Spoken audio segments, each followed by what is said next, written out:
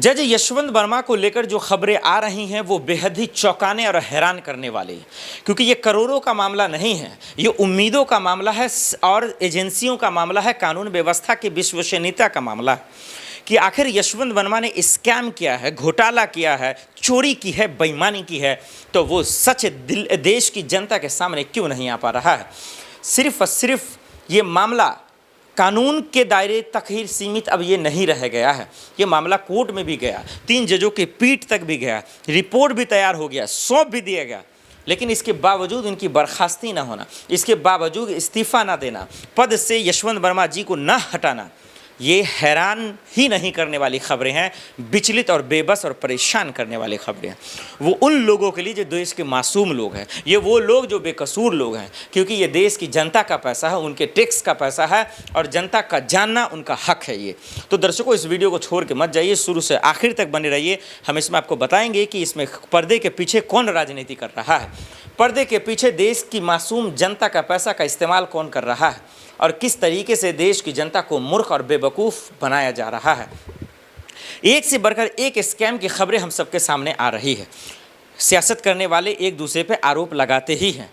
लेकिन हम सब सिर्फ यही देखते हैं कि सियासत के नाम पर मिलता क्या है, झुनझुनना, लॉलीपॉप आम आदमी को। कानून जो चलाने वाले लोग हैं वो चंद पैसों पर इतना आसानी से इतना जल्द बिक जाते हैं कि हमारा पे यकीन भी नहीं करते हैं। मालूम चलता है कि कल होकर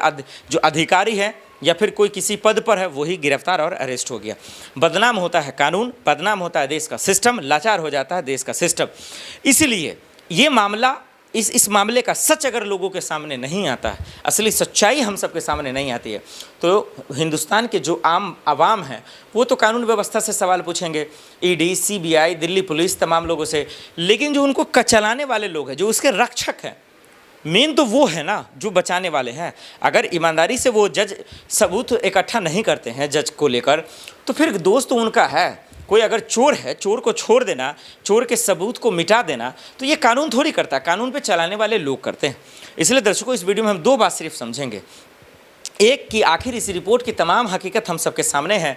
तब उसके बाद फैसला क्यों नहीं हो पा रहा, मजबूरियाँ क्या, और दूसरा जो उपराष्ट्रपति धनखड़ साहब ने एफआईआर की नसीहत दी, तहकीकात दी कि उन्होंने जो अपनी बातें और राय रखी, उनका कोई वजह क्यों नहीं है, उनका कोई तवज्जो क्यों नहीं है, उनकी कोई अहमियत क्यों नहीं है, कोई वैल्यूएशन क्यों नहीं है, ये हम इस वीडियो में समझेंगे। लेकिन सबसे पहले पूरा ओवरऑल समझ लेते हैं कि जज यशवंत वर्मा को लेकर क्या मामला हुआ। आप बार बार फॉरवर्ड न्यूज़ से देख रहे हैं कि करोड़ों का जो है गड्डी जलने की बात सामने आई, उसके बाद कोर्ट में मामला गया, उसके बाद जज साहब ने ये आदेश दिया, 3 जजों की पीठ इकट्ठा हुई, उसके बाद रिपोर्ट को चुन चुन कर वो तैयार किया, चाहे वो वीडियो कॉलिंग के माध्यम से हो, रिकॉर्डिंग के माध्यम से, फ़ोन में जो दस्तावेज थे या कॉल रिकॉर्डिंग था या कॉल रिकॉर्ड्स थे, तमाम चीज़ें, या फिर वो SMS था, व्हाट्सएप चैट था,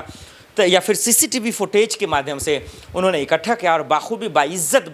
और लिफाफे में जो है दरअसल उन्होंने जमा करा दिया। किसको जमा करा दिया, हमारा आप जानते हैं, CJ खन्ना साहब को। रिटायर से पहले CJ खन्ना साहब एक ज़रूर बात कहते हैं रिपोर्ट को देखकर कि रिपोर्ट में वो पाए गए हैं, मतलब कि जो सवाल उठ रहे थे, जो शक उठ रहा था नोटों की गद्दी को जलने को लेकर, उस लिहाज से उनको अपने पद को छोड़ देना चाहिए, इस्तीफा दे देना चाहिए, उन्होंने पेशकश की। लेकिन भाई जज यशवंत वर्मा साहब मानने वाले कहाँ हैं?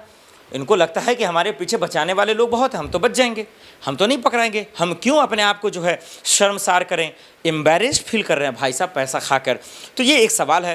अब उसके बाद राष्ट्रपति मुर्मू जी के पास और प्रधानमंत्री मोदी जी के पास ये तमाम चीज़ें जाती है।